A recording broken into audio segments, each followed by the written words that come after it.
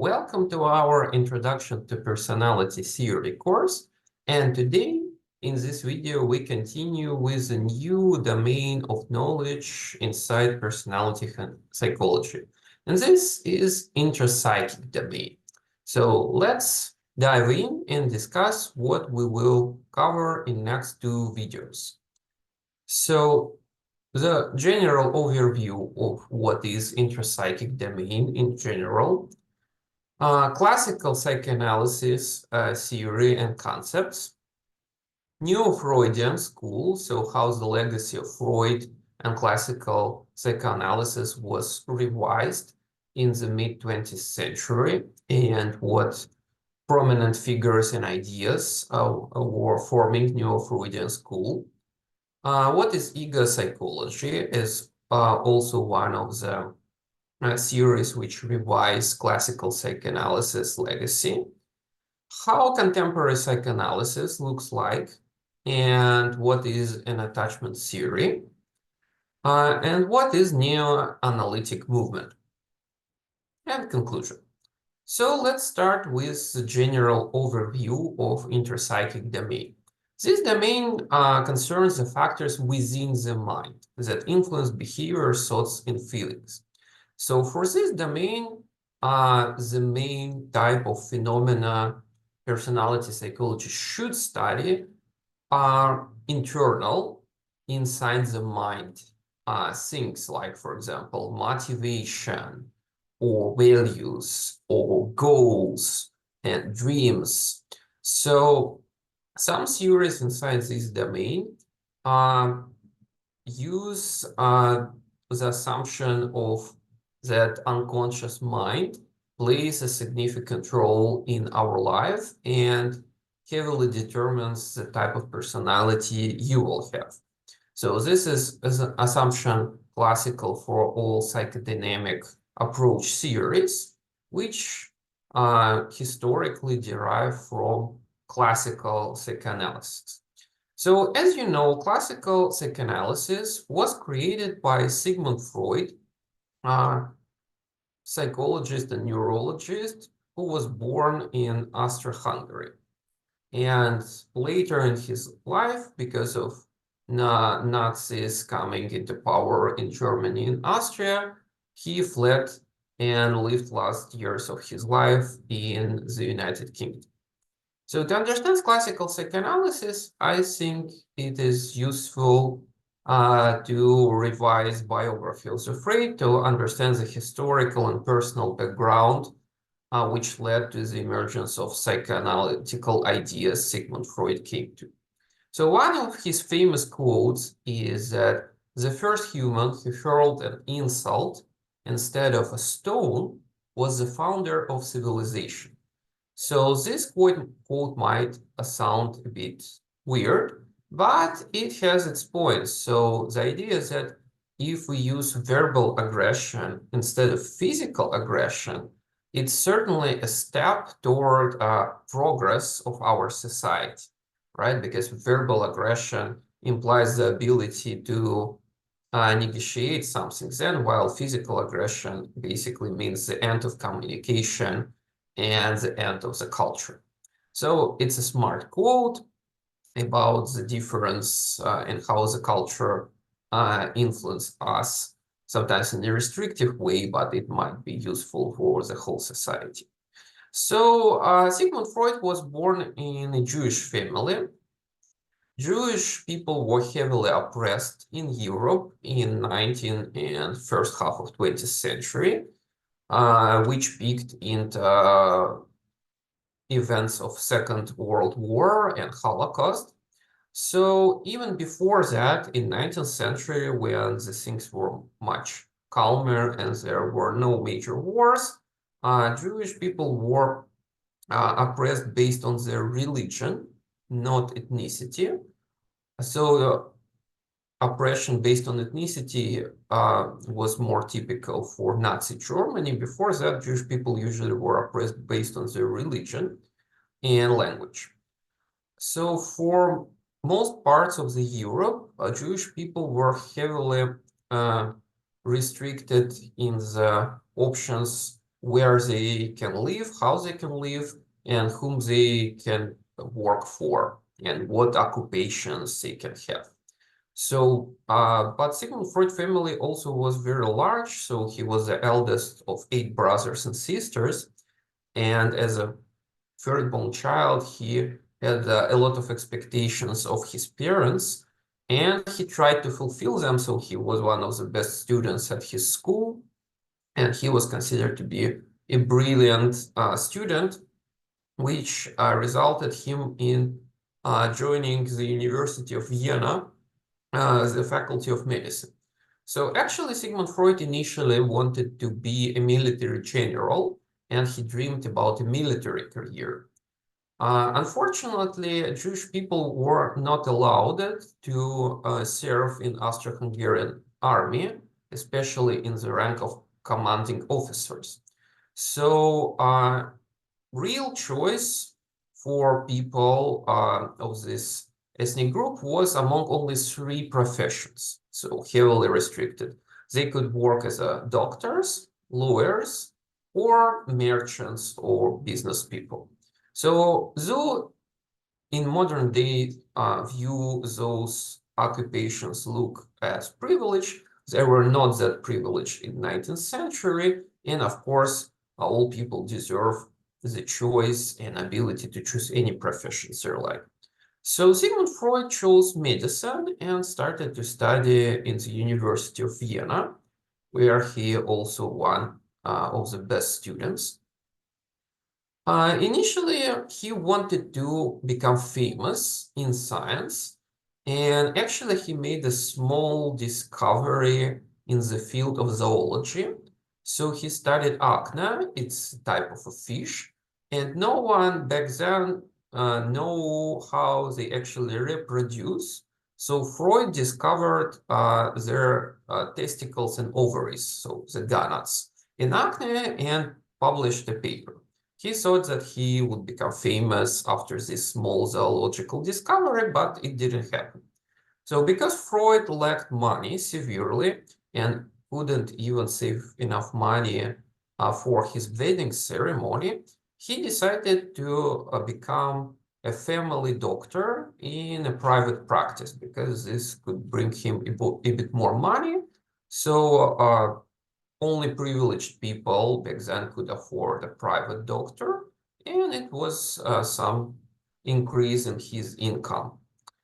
Sometime he popularized cocaine, a heavily addictive drug, as a pain reliever.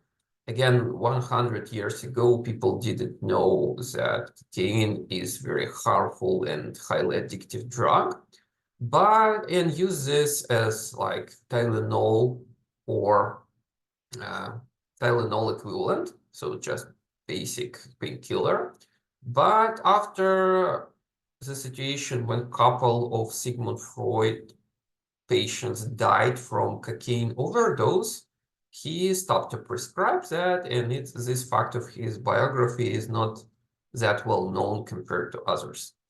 So most of his career, he worked as a neurologist, so doctor who specializes on different types of disorders connected with the work of nervous system. So it's between physiology and psychiatry, and many of his patients suffered from different neurological disorders. And also, Freud didn't travel that much because he had no money for that. But once he had a very interesting trip to France, where he was an intern of famous psychiatrist Jean Charcot in the famous hospital Salpêtrière. So in Salpêtrière, Freud studied psychiatry, and Jean Charcot was considered a brilliant psychiatrist who conducted research on the cutting edge of science back then. So it was a very interesting trip for Freud, and it heavily influenced the methods of his work and his ideas, and actually later led to the emergence of psychoanalysis. So some people suppose that Freud was the first person in history who ever propose the idea that unconscious mind exists, but it's not exactly true. So actually, Freud, as all scientists, had some, sources of inspiration and influence from previous generations of philosophers and physiologists. And I want to add a bit of information about the sources of his inspiration. So, first of all, Freud studied philosophy a lot, and it was a necessary part of curriculum even for medical doctors. And he liked works of Empedocles, ancient Greek philosopher. So Empedocles supposed that there are two forces in the universe which are in internal struggle with each other. One force is love, and the second force is enmity. So they fight with each other, and all things in the world is the result of this struggle. Actually, you can see that it's surprisingly similar to ideas of Eros and Thanatos. Freud will introduce later as a part of his theory of motivation. So don't be surprised, the source of inspiration always was Empedocles. The second source of inspiration for Freud were works of Gottfried Wilhelm Leibniz, German philosopher and mathematician. Leibniz first introduced hypothesis that possibly there could be some unconscious processes inside our mind. It was only a hypothesis, and Leibniz didn't have any evidence or proof for that. But he actually introduced that idea, as you can see, almost 200 years before Sigmund Freud, which I think is important to mention. And another source of inspiration were work of German famous physiologist and physician Hermann Helmholtz, who coined the term unconscious inferences. But he used that in terms of cognition, perception in particular. So Hermann Helmholtz, one of the authors of the first series of in psychology of perception, and he used the term unconscious inferences describing some processes of our cognition. And he introduced the idea that yes, some of our cognitive functions have a significant unconscious component. So again, the idea that unconsciousness theoretically exists was introduced before Freud, and of course, Freud studied both Leibniz and Helmholtz works. And finally, Freud was very invested and interested in the study of so-called hypnotic states.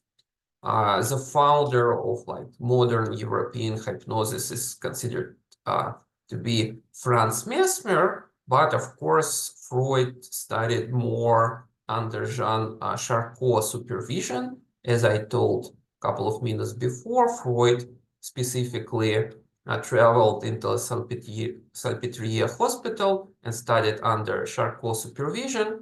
Charcot used hypnosis in treatment of different psychiatric disorders, and Freud tried to use procedures and techniques described by Charcot, but later refused to use them. But hypnotic states of consciousness differ from regular awareness, and it also was a source of inspiration for Freud to introduce his ideas about unconscious mind, which you partly already know from the introduction to psychology course. So Freud lived a long life. He lived more than 80 years, which is surprisingly a lot for a person born in the 19th century. So in these terms, he had several periods in his scientific career.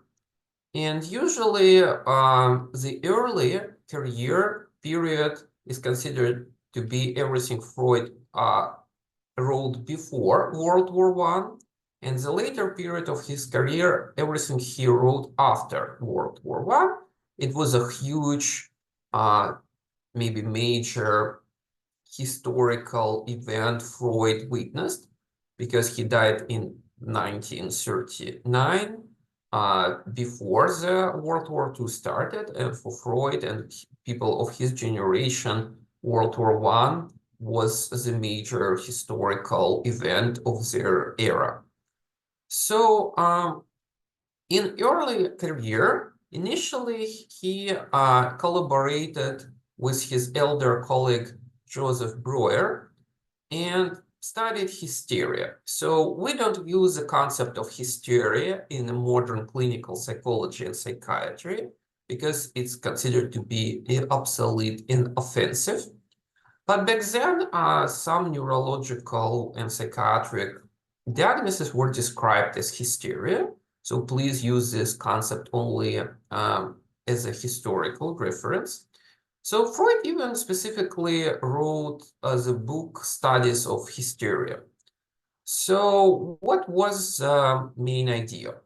So many of Freud's and Breuer patients were women from privileged families who can afford private doctors.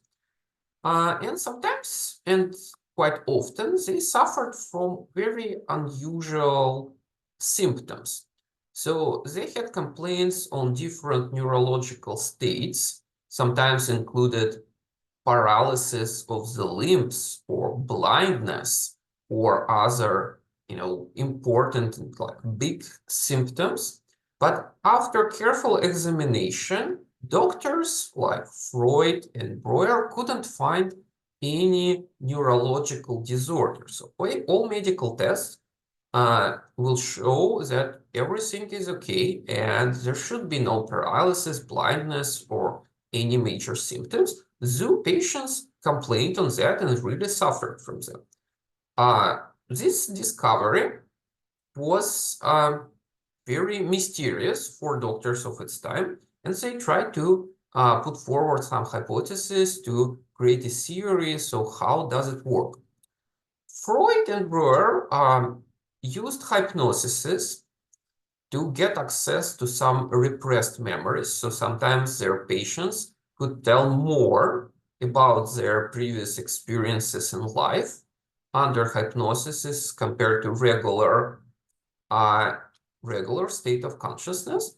And Freud and Breuer found that all the patients have some traumatic experiences.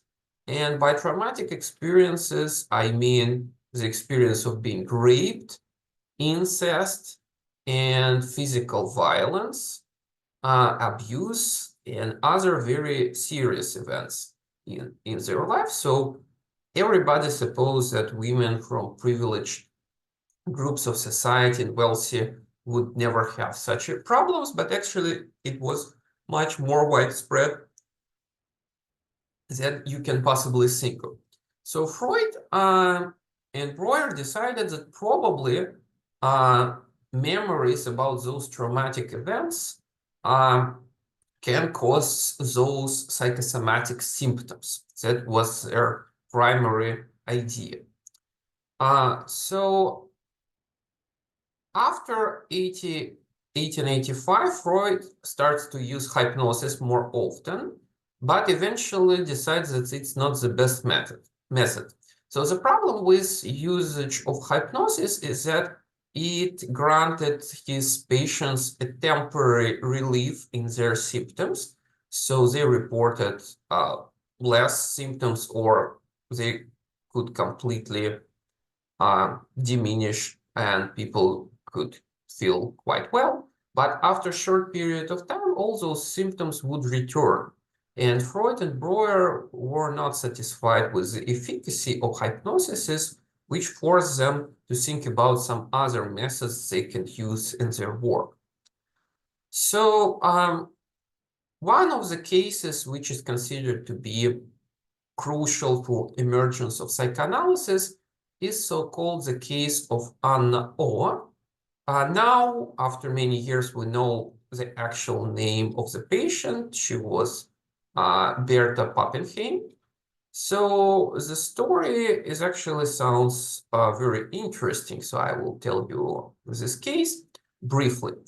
So one of the Freud's patients complained on the paralysis of half of her body, right? So it's super major life-changing symptoms, which resulted in her life being completely ruined. She couldn't do anything. Half of her body, left half of her body, if I recall correctly, was completely paralyzed. So Freud tried to use hypnosis, and under hypnosis, Berta reported some events she didn't remember during the regular clinical interview, which was actually interesting. And she told the story that several years ago, her father, beloved father, was dying. And she sat near her dying father who lied on the bed. She was so afraid to leave him.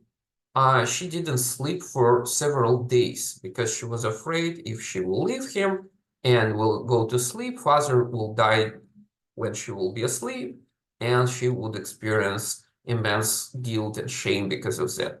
Because she didn't sleep and stress so much, she was completely exhausted.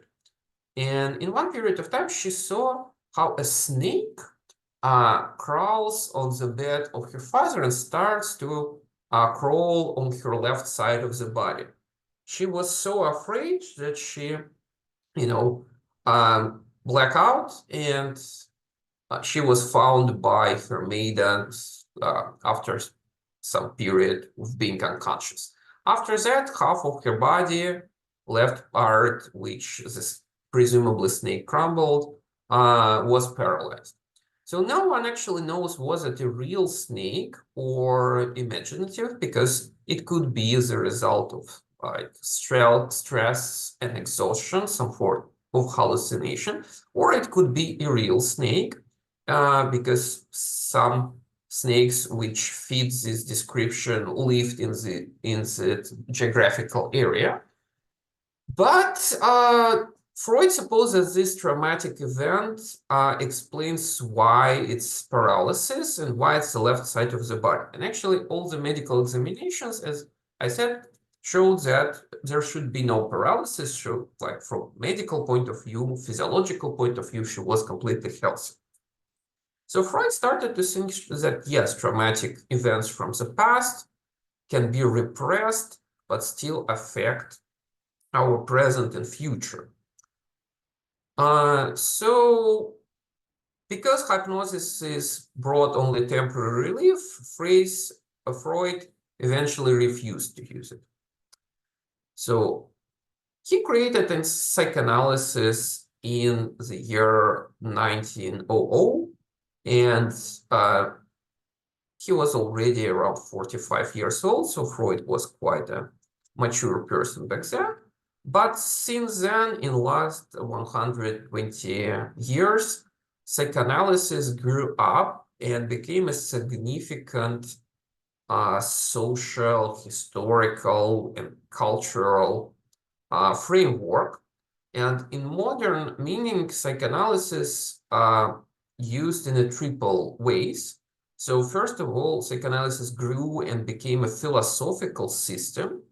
So some philosophers use psychoanalysis to explain society, culture, art, and different types of social relationships, and it became a philosophical system. In more narrow sense, it's just a theory of personality and psychopathology. So psychopathology is a bit more old concept of clinical psychology. And in the most narrow sense, it's the method for studying human mind or psyche. It's these are synonymous. So it's like you're visiting psychoanalyst, and together you have psychoanalysis, psychoanalytical sessions. It's the most narrow way of understanding of psychoanalysis. So it became, now we understand it in a triple ways. So The problem Freud encountered that, yes, we have unconscious mind, but how can we access it? Because it's by definition out of our conscious awareness. So to access unconscious mind, Freud introduced several very clever and interesting techniques and methods which early psychoanalysts used. So the first one was the free association method. So it's quite a simple idea.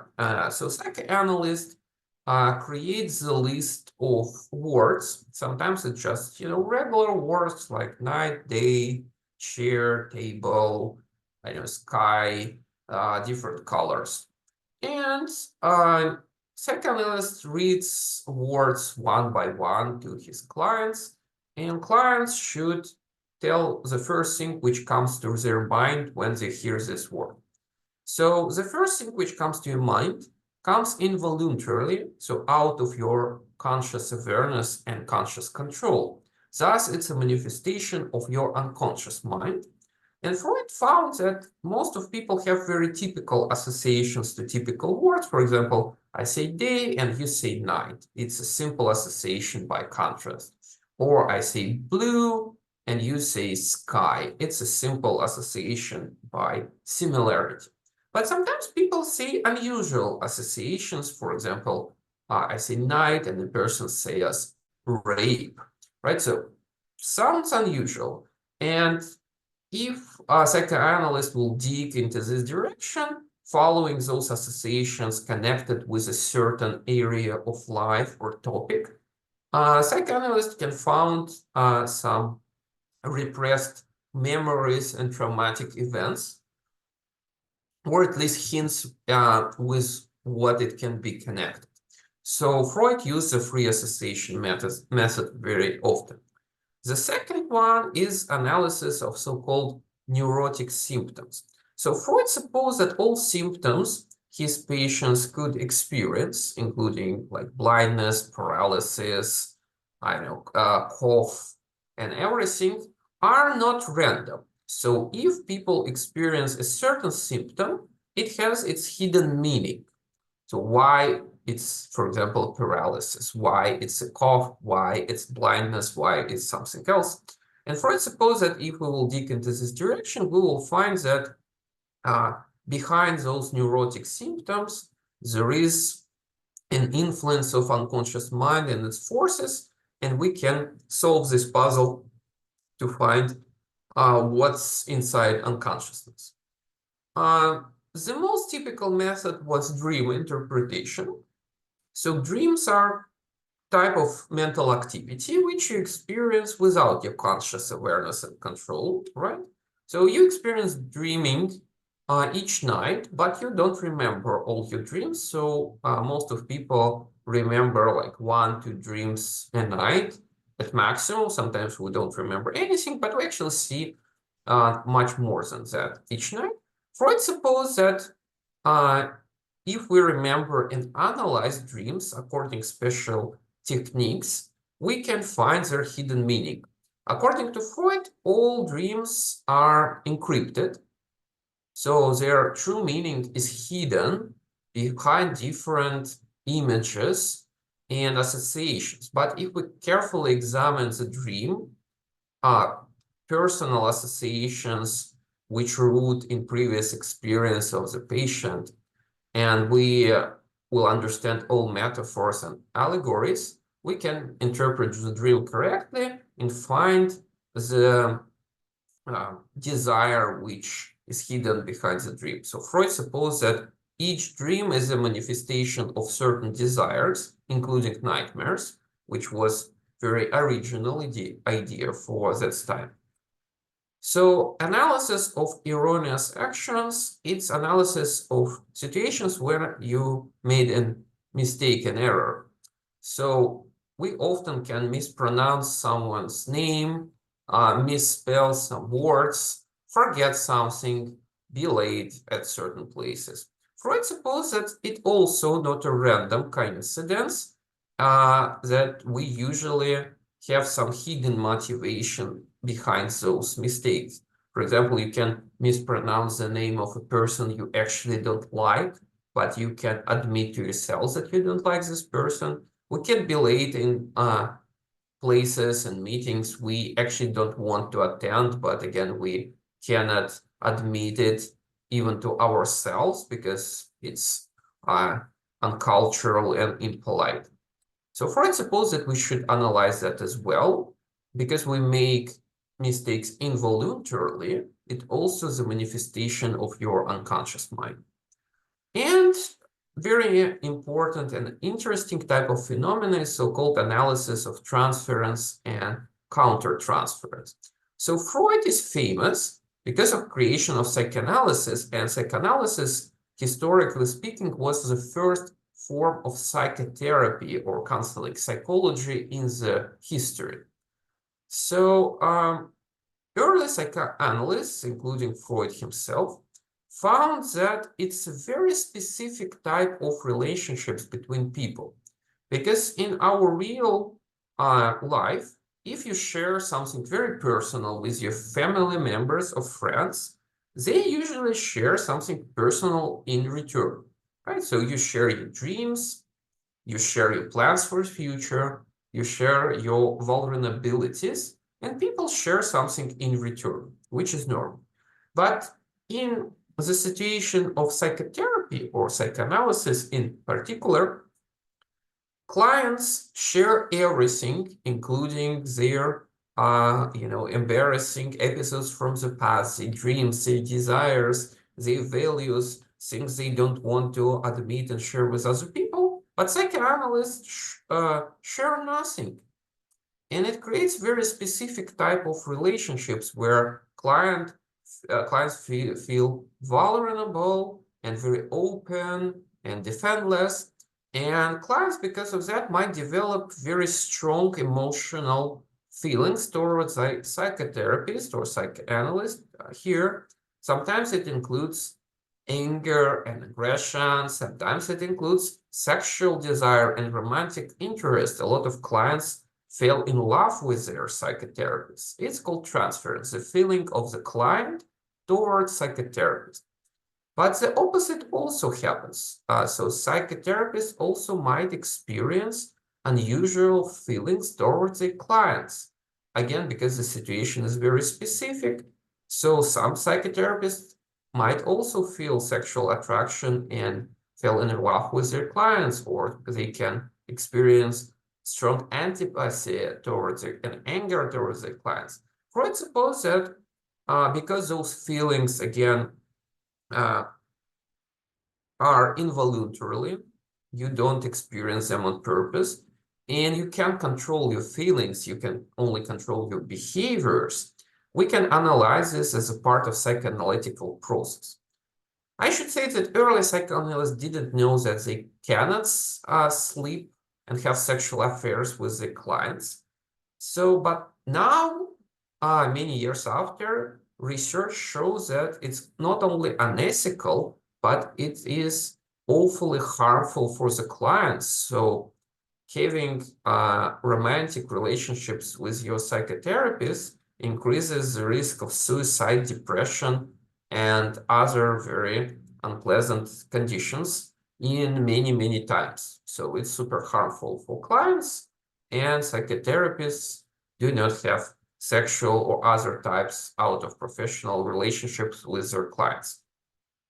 So Freud and early psychoanalysts used all those methods to access unconscious mind and get some information about what's happening inside.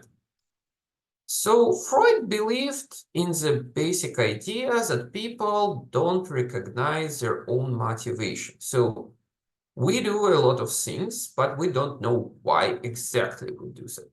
So Freud supposed that you have a story about why you're doing that. Like, why have you joined this university? Why you decided to study psychology? So most of people will tell polite and nice social story about how they want to develop their true potential, how they want to help other people, how they want to contribute to society and everything. But Freud supposed that it's only explanation on the superficial level, and your actual motives are much darker than that, but you not always can, again, recognize it and admit it. Freud supposed that most people are driven by sexual and aggressive impulses, which are heavily restricted by the society, right? So you cannot, for example, punch people you don't like, right? It's illegal. You will get into prison for hitting people. Or you cannot have sex with people without their consent. It's raping. You will be imprisoned for that. You cannot take I don't know, stuff and items you want to possess without paying for them. It's a theft, and you will be imprisoned for that. You cannot uh, be verbally aggressive to everyone you like because it's considered to be impolite, and you will get a lot of negative social consequences, right? So, but it doesn't mean that you don't have those desires, according to Freud. So Freud supposed that this is a source of many problems, that you have desires that you cannot fulfill in your life, and it leads to some problems. So Freud's views on motivation changed significantly after World War I.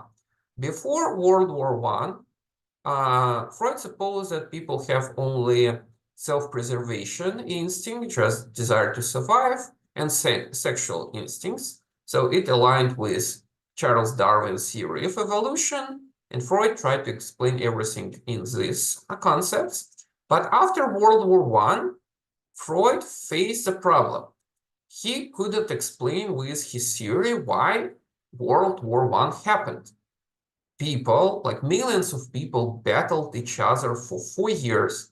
Sometimes there were horrible battle scenes where millions of people could fight for like several days. Millions could die in a single battle, and the battlefront wouldn't move even a single meter, right? It's horrible, devastating. It never happened in human history before, so much death and destruction. And Freud couldn't explain why people were doing that. And he decided to revise his drive theory of motivation and introduce the ideas of eros and thanatos. The idea that there are two major motivational power inside each person. Eros is the power of love and creation. It's about the desire to live and create something. I don't know, write a book, paint a picture, start a family, have a garden, build a house, something connected with love and creation. But also people have aggressive, destructive, and self-destructive impulses. Thanatos, the power of death and destruction.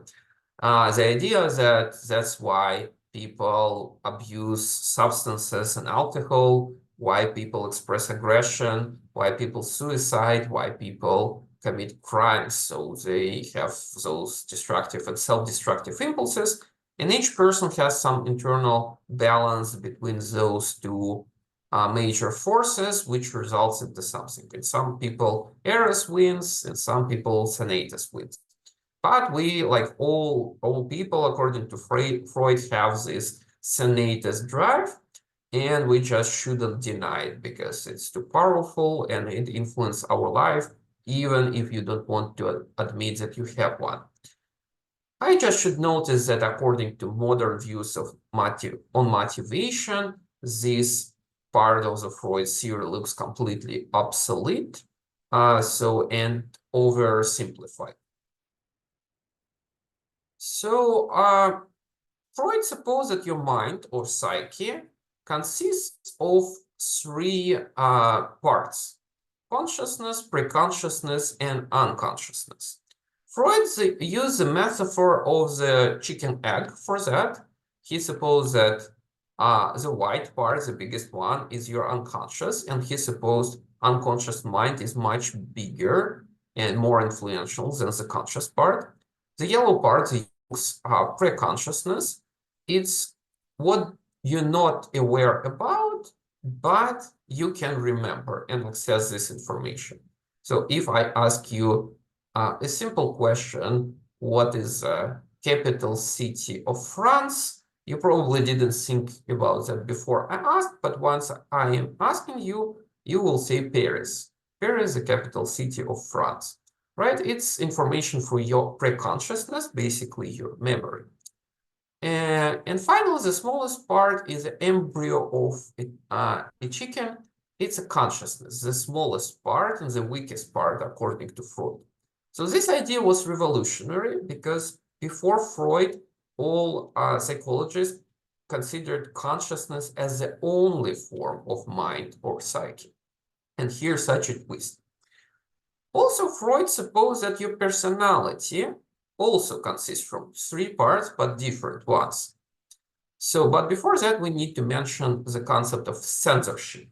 So censorship are the norms of culture and morality accepted by and given by society, and which you try to follow. Usually it's like what you can do and what you cannot do, what is good and what is bad.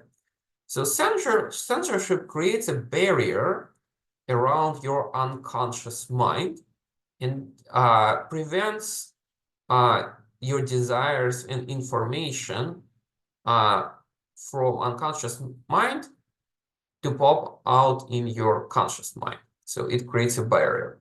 Why? Because most of your desires and thoughts and feelings in unconscious mind are so aggressive, sexual, and inappropriate that they so much contradict the cultural norms, so that you try to pretend that, no, I don't have any of those impulses.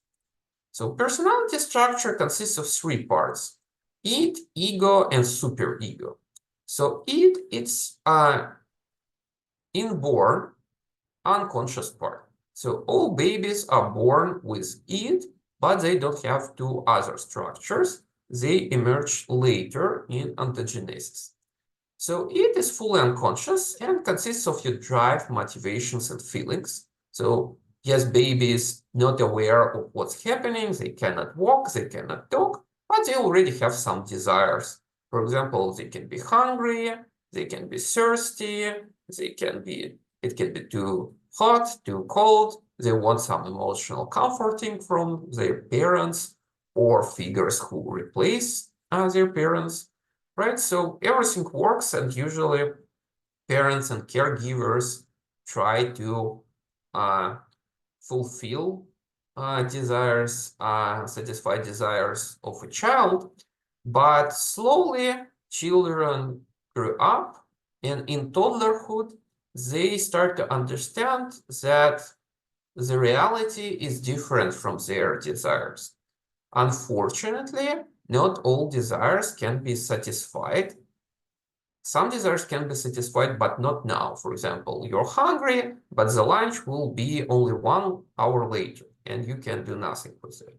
Or you want to play with your parents, but they're busy because they're working, and you cannot do this right now. And toddlers slowly start to learn what is the rules of reality and form conscious ego structure, which is responsible for understanding what is realistic and what is not.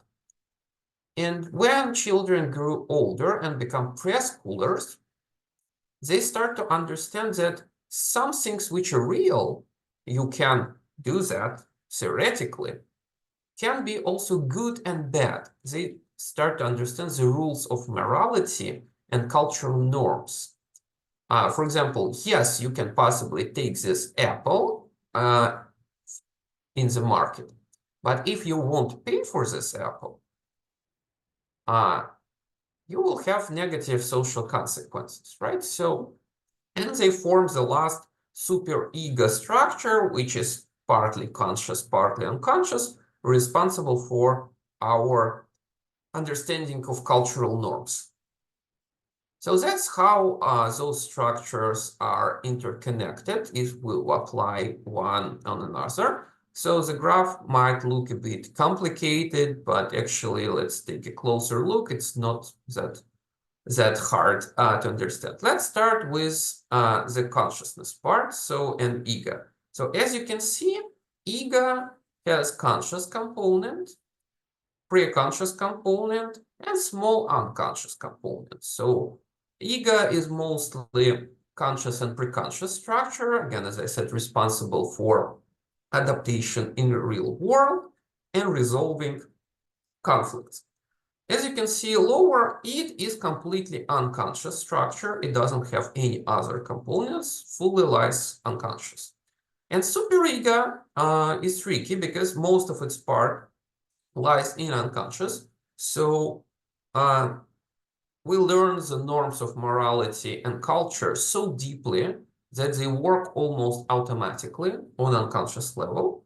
But some of them you cannot actually explain to other people, so they lie in preconscious and conscious. So according to Freud, the main problem of most of people is that their ego is too weak. Id with desires is very big and strong, but those desires are unacceptable by society, and superego can be very strong as well. And person experience an internal conflict between what they want and what they can, and they cannot resolve it, which results in different mental disorders and symptoms and personal issues and problems. So the main purpose of psychoanalysis in this sense was to use those methods of working with unconscious to make ego larger and stronger, because more information from unconscious parts of your mind becomes a part of your conscious mind, which makes it stronger. Ego becomes more powerful and can resolve conflicts between id and superego better. And a person finds an internal peace and balance because now they find the way how to fulfill their desires and oppose some of the norms of morality, which makes them stronger and healthier. This was the main idea of psychoanalysis as a psychotherapeutic movement. So Freud is also very famous because he was the first person in history of psychology who introduced the stages of development. Before that, structuralists like Wilhelm Wundt and Edward Bradford Titchener, or functionalists like Franz Brentano and William James, just studied mind without any developmental psychological aspect. And Freud was the first person who introduced the first periodization of development in psychology. It is limited, as you can see on the slide. Freud didn't cover anything which happens after 18 years old. And the foundation of his classification is actually can be considered as an exotic by modern day standards because it's psychosexual development. Freud introduced revolutionary idea that even babies have sexuality. Before that, people suppose that sexuality is what happens after you hit puberty. Right before that, children are completely innocent. They don't think about the sex, and they don't have any ideas about what it is. But actually, it's not. Even embryos of a person, for example, a boy, have an erection inside mother's belly, right? So it's a normal part of the life. And Freud introduced the idea that yes, babies and toddlers and preschoolers have sexuality, but it's manifested differently from sexuality of adult people. And Freud supposed that erogenous zone is the main zone which brings you sexual satisfaction, changes on each stage. For example, on the first stage, as you can see from like moment of birth up to 1.5 years old,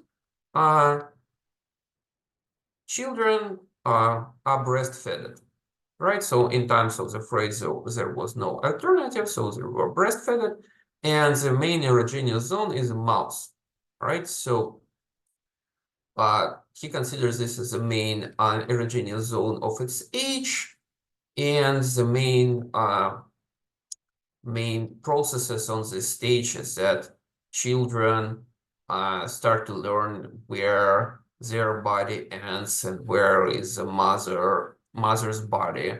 What happens, they learn how to walk and they learn how to talk, which makes them more separate and independent from their parents.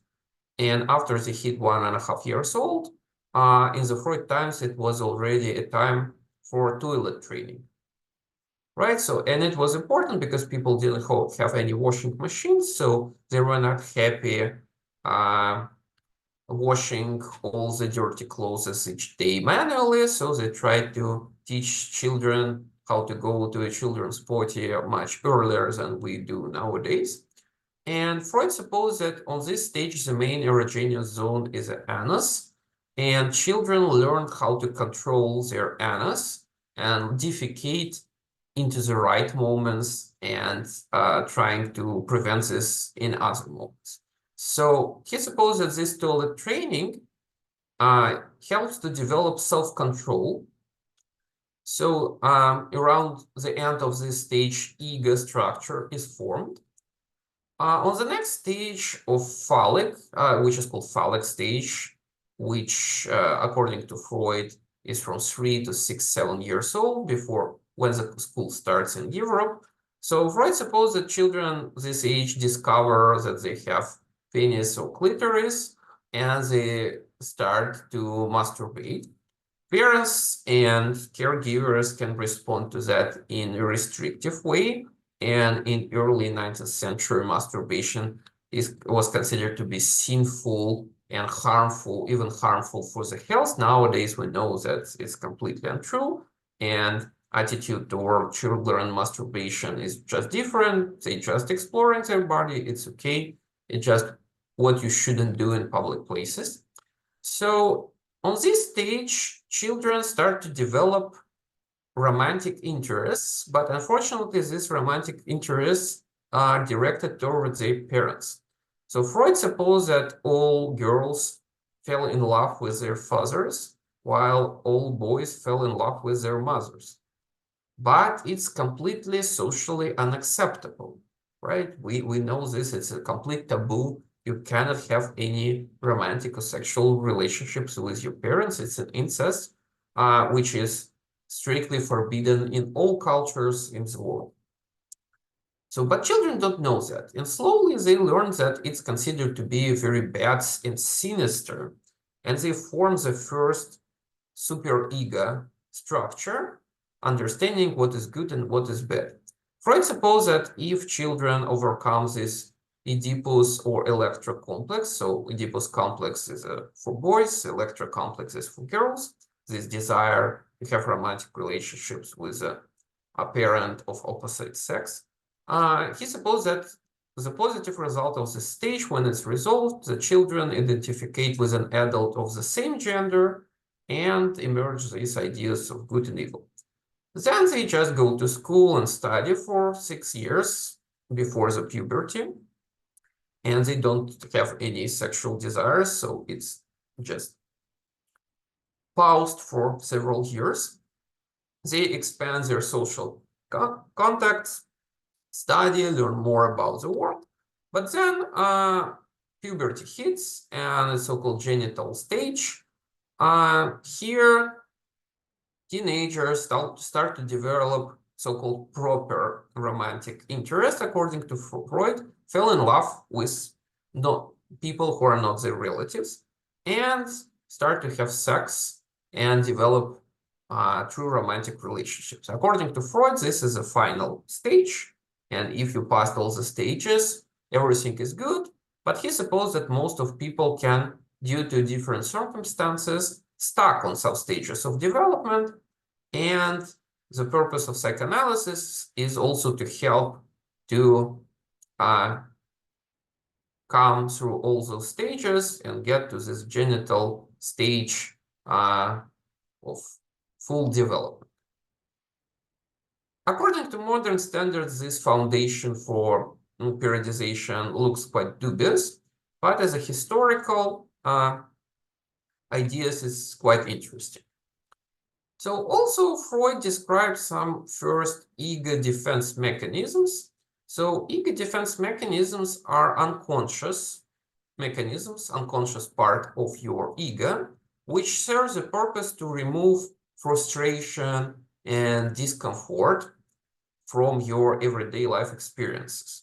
The problem is that most of the time those mechanisms work involuntarily and they're not always productive, or they not always help you to cope with the situation's efficiency.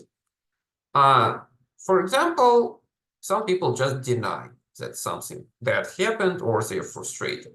So they're clearly frustrated, and you can tell it by their mimic expression, posture, and gestures, but they just deny that they're angry. This information just got stuck in their unconscious mind, unconscious to Freud. Displacement is another mechanism represented on the funny picture on the slide. So as a boss yells at his employee, employee cannot respond back, because if he will yell to his boss, he probably will get fired or got other negative consequences. So feeling this anger, he displaces the person on whom he expressed this anger, and he starts to yell at his wife. Wife also cannot yell back at her husband, because look, it's 1950s picture. So, and yells at their child. The child also cannot yell back to his mother and starts to yell on a kitty. And look at it, this poor kitty. No one to displace his or her anger. So displacement is just when you take the negative emotion you experience because of some situation and a person and expressing it in a more safe environment with other people. So again, it's not very nice to do that, but we often do this involuntarily. So projection is a situation when you experience certain desires. You cannot admit, though, that you experience those desires, and you project those desires on other people. For example, aggressive person sometimes can say, no, I'm very peaceful, I'm very friendly, but those people, they want to attack me first. They project their aggressive impulses they don't want to admit they have onto other people. This is a projection.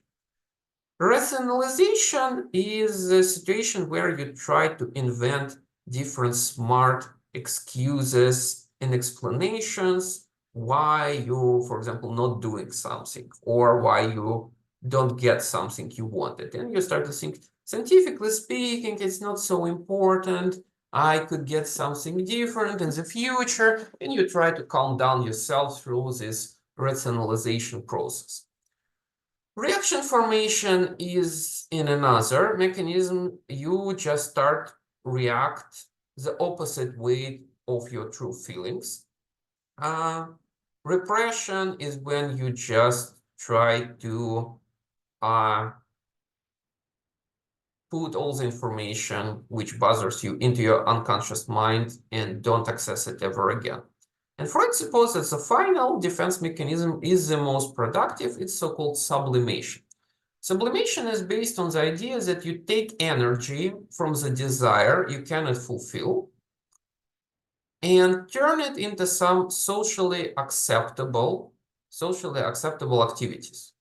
For example, you don't like your boss, you cannot yell at your boss, so you go home and you write a fiction book about social justice, right? Or you want to have a romantic relationships with a person, but this person doesn't love you, and you just go to the gym and make a lot of sports just to overcome this. It's a sublimation. So you take the energy and you redirect it into some positive things, but it's also a defensive mechanism. Freud supposes sublimation is a basis of why people do art. A very interesting explanation. So classical psychoanalysis, in spite of all the innovations, discovery and proof of unconscious mind, first system of psychotherapy, first periodization of development in psychology, received a lot of criticism, and we should say this criticism was fair. So Freud's views on women's sexuality and homosexuality now are considered like outrageously obsolete, so it's just almost nonsensical. Freud heavily underestimated social factors in development, so he was mostly focused on biological factors of aggression and sexuality and maturing, right? So he was a doctor, and due to his background, probably he was more focused on those biological, physiological factors. Those social factors very important in our development, and we will see how other psychologists explain that. Lack of evidence and non-compliance with the modern research standards. So most of Freud's evidence was just his observations on his patients. The problem is that those case studies were very biased, not very generalizable results. Modern research shows that most of ideas introduced by Freud do not work and don't have enough evidence if we follow modern standards. And criticism of Freud's version of psychoanalysis actually led to emerging new theories, both inside and outside psychoanalytical movements. So if you criticize something, offer something different. And that's actually what some other psychologists did.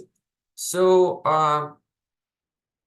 those theories were called ego psychology and neo-Freudian movement.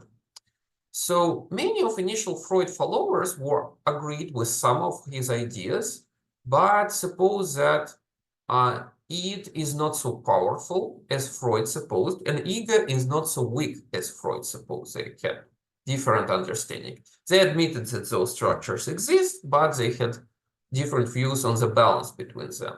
And many psychologists accepted some of ideas, but not everything.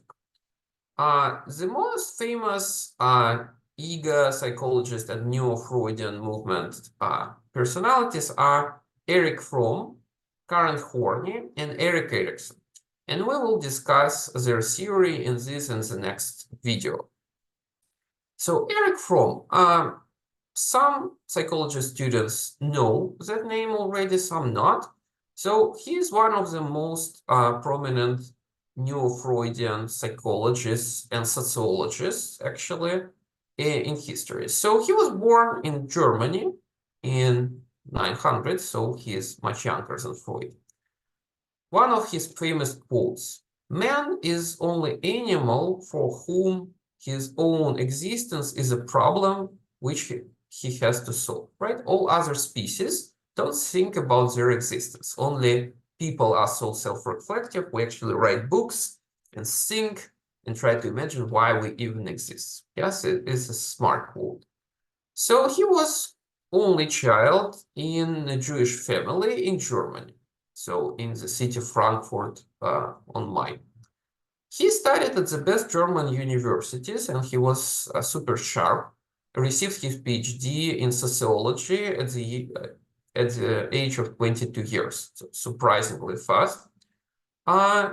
He was married to Frieda Reichmann, a woman who was 10 years older than him, and she was his psychoanalyst. So as I mentioned before, early psychoanalysts didn't know that falling in love and having sexual affairs with the clients is not something good. And actually, Fromm had this marriage with his former psychoanalyst, which probably was not very good for his mental health. Unfortunately, Fromm was forced to flee Nazi Germany, so because of his Jewish ancestry, and he tried to help some of his friends and relatives to escape Nazi Germany, but he couldn't save everyone.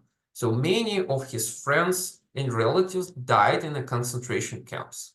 So it was a traumatic experience for Fromm. Fortunately, he got to the United States, but it was very hard time. So for some period of his life, Fromm spent almost all his salary to support his friends and colleagues and relatives and tried to save them from Nazi Germany. So for approximately 10 years, he collaborated with Karen Horney. We will discuss his theory right after Fromm. And he got disappointed with United States and society of United States, and actually immigrated into Mexico, where he worked for many years. And at the end of his life, he decided to return back to Europe, the place he loved, and just died in Switzerland. So very interesting full life. So he lived almost 80 years. And actually, his scientific legacy is very vast. So Fromm published a number of very famous books: The Fear of Freedom, The Art of Loving, The Anatomy of Human Destructiveness, and To Have or to Be. And actually, I advise you to read those books, and they're written almost like a fiction book, so it's really easy to read them, but they cover very deep ideas in philosophy, sociology, and psychology about how we live and what is the purpose of our life and what is a good and a bad society. Actually, fascinating books. I read all of them and highly recommend to do the same for everyone. So Fromm assumed that people have two primary needs: the need for freedom and the need for belonging. So the need for freedom, it's about self-reliance and doing what you decided to do, being free from all restrictions, having this freedom. But at the same time, people want to belong to groups of other people, being accepted, being praised and evaluated by other people. But those needs often cannot be fulfilled at the same time, right? So belonging to some group usually means following certain rules and restrictions. You cannot be free, but if you're completely free, probably you do only what you want and you don't belong to other people. So we always have an internal conflict between those two needs. So, and the need for freedom is also hard to satisfy. It causes a lot of anxiety. So from suppose that when people got actual freedom, they not always know what to do with that freedom, and they might experience a lot of anxiety and experience so-called fear of freedom. So what happens when people got a lot of spare time? You got the freedom to do whatever you want. And many people feel discomfort because of that. They don't know what to do with their spare time. They try to fill it with any type of activities, just not to think about their life. What's the purpose of their life? How do they plan future? All those topics are quite, cause quite an anxiety in most of people, right? So we want freedom, but we're afraid of freedom at the same time. So Fromm suppose that most of people try to escape freedom in different forms. He supposed that authoritarianism as a political regime is one of the ways how we escape from freedom. So we give another person the right to decide what we can do and what not. And authoritarianism forms values and purposes instead of you. So that's how he explained how people lived in Nazi Germany, in the Soviet Union, and other political regimes. The second way is destructiveness. So instead of deciding what to do with your freedom, you might, I don't know, go to war and kill other people, or become drug addicted and destroy yourself, right? You just don't know what to do with this freedom and you try to escape into the world of destructiveness.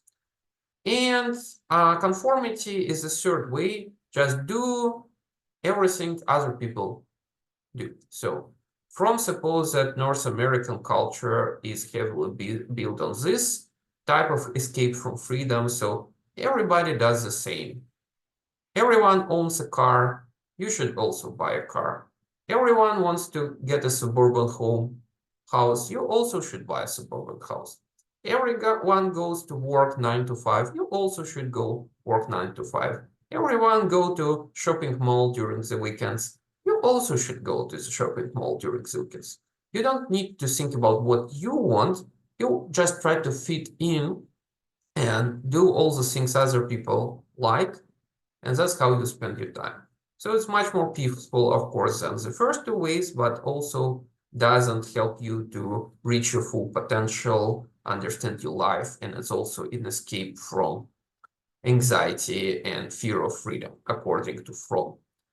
So Fromm also suggested that people develop certain personality styles or strategies in order to deal with this anxiety and overcome isolation. He assumes that four types of styles are unproductive, so-called unproductive orientation, while one is a productive orientation. So he supposes this classification of styles is both applicable for people on an individual level and for the society as a whole. So here on the slide, you can see those 5 orientations, 4 unproductive and 1 productive. So Fromm actually liked communism and the theory of Marx and his historical materialistic periodization of human development. And Freud supposed that 4 unproductive orientations people can have are receptive. A person is not self-sufficient and self-reliant, constantly needs support from others, very passive, needy, just wants to help from other people, does not enough, lacks confidence, needs someone who will control and command and force to do this something. Doesn't lead to the realization of full potential, not productive socially, not productive on a personal level. The second one is exploitative people. They just lie, cheat, manipulate other people so other people need to satisfy their needs, right? So of course it's also unproductive orientation, how to live in a society and what type of a person you will be.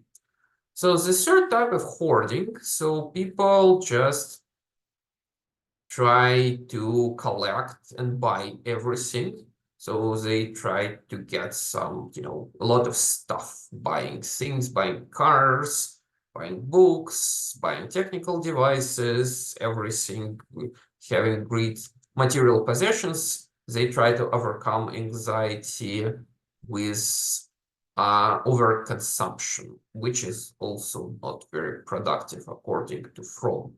Marketing orientation is that people view all the communication and interaction between people as an economic type of activity or exchange, right? So, for example, dating as an exchange of goods and services, family as an exchange, society as an exchange.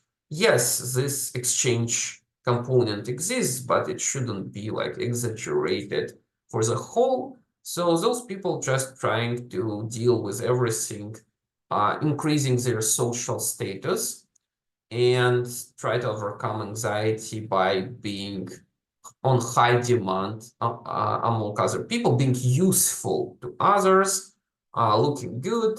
So according to Fromm, all the desire to go to fitness, look good, and be trendy and fashionable is also part of marketing orientation. But Fromm supposes that all those things are unproductive in terms of understanding the meaning of your life. And productive orientation is that a person who can endure negative feelings and channel it into some productive work. So trying to have meaningful relationships with other people, trying to be involved in romantic relationships, in a family, friendships, social relationships, being not afraid of anxiety and depression, and trying to be productive, contributing to society, and building a better future for themselves and their kids. So as you can see, Fromm was both sociologist and psychologist, and thought a lot about the problems of social justice, meaning of life, and society. So in next videos, we will discuss Karen Horney, Erik Erikson, and contemporary psychoanalysis. Thank you.